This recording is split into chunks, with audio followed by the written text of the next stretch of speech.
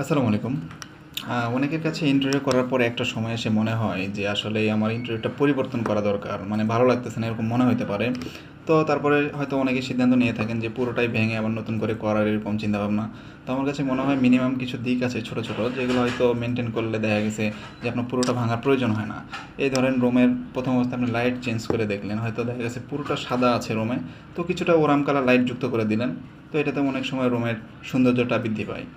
এরপর দেখা গেছে রুমে যে কার্টেনগুলো থাকে এটা আপনি যদি চেঞ্জ করে দেন, দেখা গেছে একদম নতুন একটা কার্টেন নিয়ে এসে যুক্ত করলেন, সেক্ষেত্রে একটা রুমের সৌন্দর্য বৃদ্ধি করা পসিবল হয় আর কি।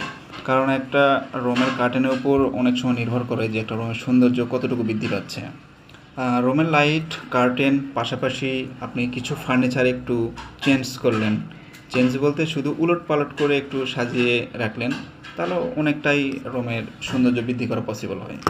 তো আমার মনে হয় আরও কিছু ছোট, ছোট দিক আছে সেগুলো মেনটেন করলে মোটামুটি মানে ফুল পরিবর্তন করার থেকে ওইটা থেকে অনেকটা সৌন্দর্য বৃদ্ধি করা পসিবল হয়ে থাকে।